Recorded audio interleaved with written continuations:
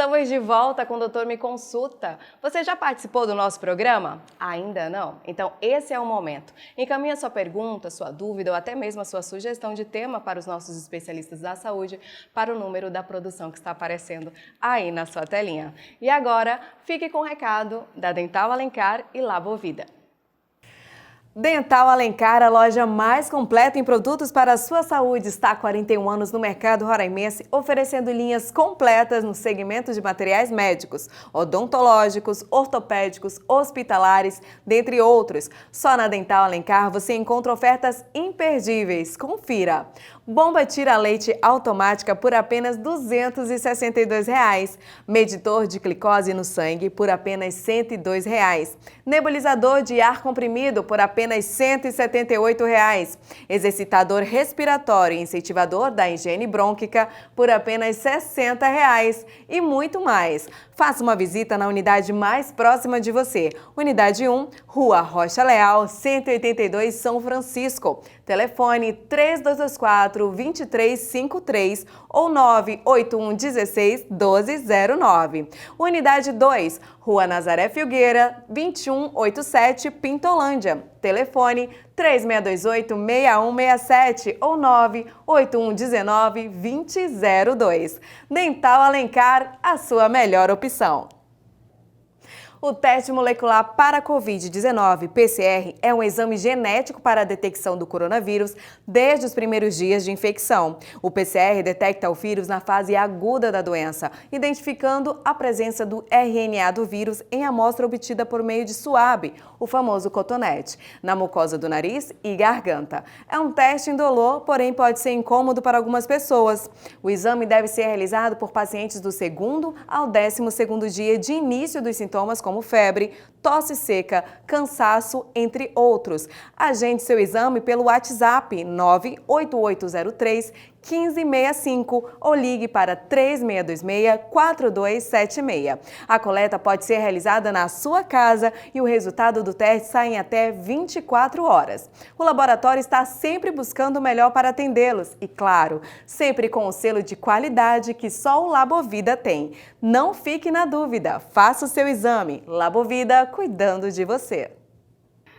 Sabemos que a nossa mente é muito poderosa. Os nossos pensamentos têm o poder de transformar as nossas vidas, como, por exemplo, nossos pensamentos positivos, que fazem com que tudo flua de forma mais leve, e mais feliz na nossa vida.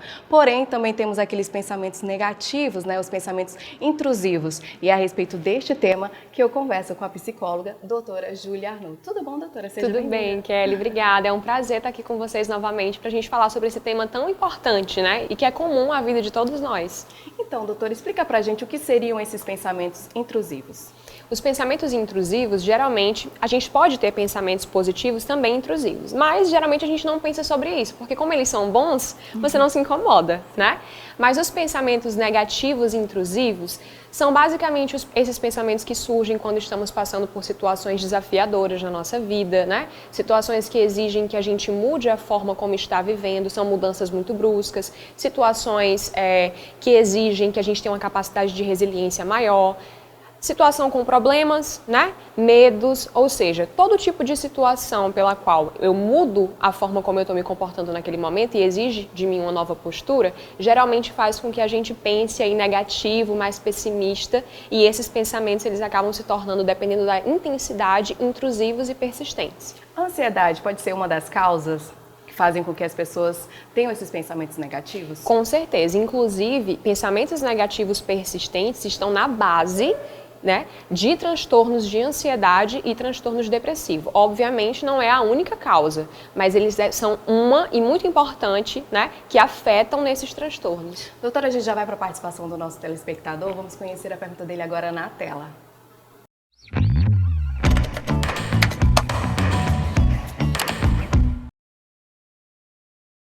Oi, sou a Vitória. Ter esses tipos de pensamentos é normal? É normal ter esse tipo de pensamento, porque assim como a gente falou inicialmente, nós também temos pensamentos positivos. E assim como os pensamentos positivos, os negativos também existem.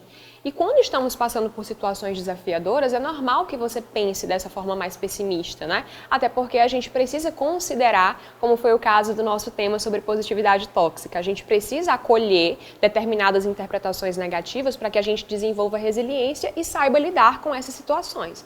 Então, sim, é normal, mas o que vai diferenciar aí pensamentos negativos, normais e patológicos é justamente a intensidade e a forma como você lida com isso. Questão da frequência, se aquilo ali tornar rotina já é preocupante, Exatamente. Né, afetou a sua qualidade de vida, está te paralisando, então está na hora de procurar ajuda. Muito bem, a gente vai para mais uma participação, dessa vez é da Vitória, ela é do bairro Messejana e ela pergunta o seguinte: por que esses pensamentos surgem? Percebi que após o início da pandemia, eles se tornaram mais frequentes. Exatamente. A pandemia é justamente uma situação desafiadora pela qual nós estamos passando, né? É uma situação que está fazendo com que a gente tenha que se readaptar em um curto espaço de tempo, ou seja, não estamos tendo um tempo aí para flexibilizar as coisas, né? Foi uma mudança muito brusca na nossa vida, estamos sem perspectiva de futuro, sem sabermos aí como vai ser a nossa realidade atual e lá na frente. Então é normal que durante esse período, esses pensamentos eles tenham surgido numa proporção maior. Mas como eu disse anteriormente, a forma como você lida com isso é que vai fazer toda a diferença, porque a gente está vendo aí que tem pessoas que estão conseguindo lidar, né, levar as suas vidas mesmo passando por esse período, porque realmente a gente precisa se readaptar, se readequar às situações. A gente vê que a cada ano vão surgindo novos desafios que fazem com que a gente tenha que desenvolver essa capacidade mesmo. Então, o que vai fazer a diferença é a forma como você vai lidar com isso e a psicoterapia está aí justamente para auxiliar nesse processo. Acho que o autoconhecimento também ajuda muito, né, doutora? Você ser confiante, né, buscar se conhecer e tentar explorar o que há de melhor. Claro, é exatamente essa questão. Quando você se conhece a fundo, você entende quais são as suas limitações, as suas vulnerabilidades, até onde vai o seu limite, e aí você consegue perceber até que ponto você consegue lidar com isso sozinho e qual que é o momento de você procurar ajuda. Porque como a gente já disse, né, antes em outros programas, a gente não precisa lidar com tudo sozinho e nem achar que as coisas elas têm que se resolver sozinhas também. Nós somos responsáveis pela nossa realidade. Então a gente precisa ter essa iniciativa de buscar ajuda quando for necessário. Olha, a gente vai para mais uma participação. É o Júlio, do bairro Calmé. E a pergunta dele é a seguinte: há alguma forma de controlar os pensamentos intrusivos? Fazendo psicoterapia, né? Mas eu sempre bato nessa tecla porque a terapia cognitivo-comportamental, que é a abordagem que eu já utilizo no consultório, ela tem várias técnicas, vários métodos, né? Que fazem com que a gente aí auxilie o paciente a lidar melhor com essas questões e ele tenha mais autonomia para fazer isso no seu dia a dia também. Mas existem aí alguns passos que a gente pode aplicar no nosso cotidiano que podem minimizar, né? Esses pensamentos negativos e intrusivos. Basicamente você identificar o seu pensamento, o primeiro passo. Nós não costumamos fazer isso no nosso dia a dia, porque com essa correria e os pensamentos eles são automáticos, eles vão surgindo, a gente não para refletir sobre a forma como nós estamos pensando. E para a terapia cognitivo-comportamental, Kelly, a forma como nós pensamos influencia diretamente na forma como eu me sinto e, consequentemente, no meu comportamento. Então, se eu consigo identificar o pensamento que está me fazendo mal, já é um primeiro passo. E aí você identifica esse pensamento e consegue, a partir disso, vamos para o segundo passo, desgrudar dele. Porque é justamente, eu até falei sobre isso no meu perfil profissional essa semana.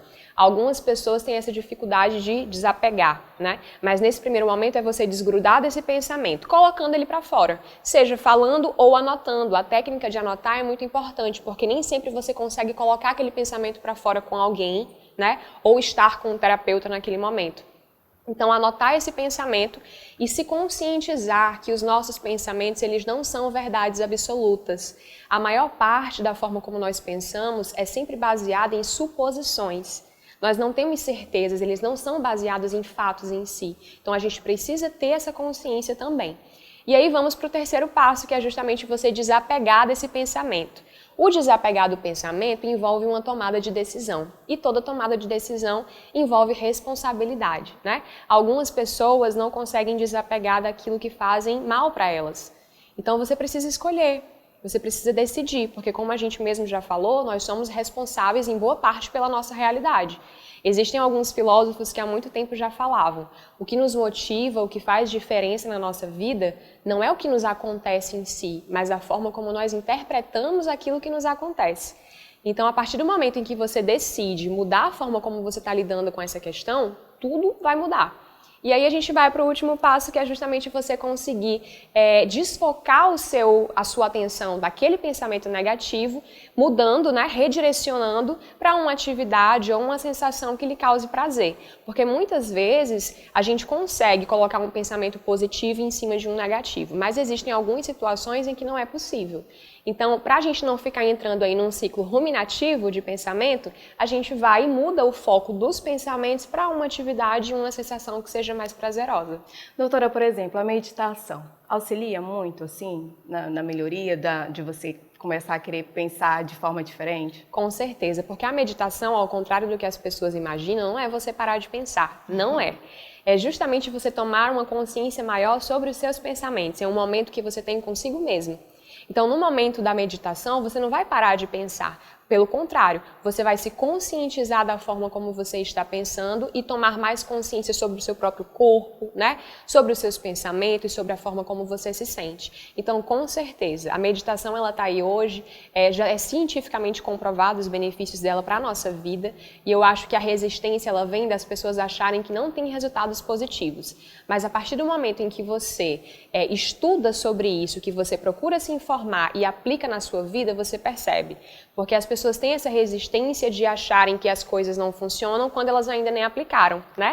Então é necessário a gente tentar primeiro para ter uma opinião formada sobre o assunto. Doutora, essa questão do pensamento, tanto positivo quanto negativo, realmente move muito a nossa vida, né? Então, tipo, quando você começa a pensar positivo, é impressionante como as coisas passam a fluir. E aí a senhora mencionou na questão do pensamento negativo, quando as pessoas insistem em estar nessa onda negativa, né, de pensar que nada pra mim dá certo, minha vida tá ruim. E às vezes, por isso que eu falo da questão do autoconhecimento, tipo assim, de tentar se olhar de fora, como por exemplo, analisar, será que isso condiz com o que eu quero pra minha vida? Isso. Né? É assim que eu quero viver? Será que é essa forma que eu quero conduzir a minha vida? E muitas vezes as pessoas ficam muito na questão do vitimismo, né? Sim. Claro, algumas pessoas realmente estão ali, precisam de uma ajuda, mas sempre tem aquela que às vezes tem até consciência do que está acontecendo na vida, Sim. que tudo depende dela para melhorar, né? Tipo, para se erguer. Ela só vai conseguir sair daquela situação se ela quiser se ajudar. E muitas vezes não quer, fica muito naquele vitimismo. É exatamente isso, Kelly, que você falou. Tem pessoas que não conseguem se ajudar. Por quê? Porque mudar a nossa realidade exige esse comprometimento. Inclusive, eu bato muito nessa tecla no consultório com os pacientes. Eles sempre ouvem isso de mim. A terapia em si, ela não faz milagre. Assim como nada, nenhum método isolado faz milagre na nossa vida. A gente precisa se comprometer. Toda mudança de comportamento vem com um comprometimento, né, e uma tomada de decisão. Sair da nossa zona de conforto é muito difícil, né, porque é mais fácil ficar ali onde está cômodo para a gente mesmo. Mas eu tenho certeza, e é uma das coisas que eu também falo muito, que o sofrimento que você sente, né, pelo medo de sair, de buscar uma situação nova, de sair de onde você está, ele sempre vai ser muito maior do que o desconforto de você buscar melhorar, de você buscar uma realidade melhor para a sua vida, sabendo que você também tem responsabilidade nisso. Ora, doutora, antes da gente encerrar aqui a nossa entrevista, eu queria que você deixasse uma mensagem aos nossos telespectadores. Claro. Assim como a gente já falou sobre a importância dos pensamentos e das emoções negativas na nossa vida, para a nossa capacidade de resiliência, é importante que a gente entenda que a nossa realidade em si, ela só vai ser mudada quando você entender, como a própria Kelly falou, o poder que a nossa mente tem. A nossa vida, nós não somos em si baseados na forma como nós pensamos, né? Nós não somos os nossos pensamentos, mas boa parte da nossa realidade vem da forma como nós pensamos. Então é você nutrir pensamentos e emoções mais negativas, é você saber que os seus pensamentos eles influenciam em boa parte na forma como você se sente e na forma como você se comporta, nos relacionamentos que você tem com as outras pessoas. E aí, uma das formas que você tem de nutrir tudo isso, de se conhecer, né, e de buscar melhorar a sua realidade é através da psicoterapia. Eu vejo aí que a gente sempre busca, por exemplo, não estou confortável com a minha saúde, né? Vejo que não estou indo bem, que meu modo de viver aqui não está legal, então eu vou lá e procuro um médico, procuro mudar meus hábitos. A mesma coisa funciona com os nossos pensamentos, com as nossas emoções. Então a gente pode trabalhar em cima disso e a psicoterapia está aí justamente para te auxiliar. Doutora, muito obrigada por todas essas informações, adorei essa entrevista e até o próximo programa. Eu que agradeço, Kelly, é sempre um prazer estar aqui com vocês. Obrigada. Olha, gente, o Doutor Me Consulta hoje vai ficando por aqui, mas eu volto no próximo programa trazendo muito mais informação sobre saúde, prevenção e bem-estar para você.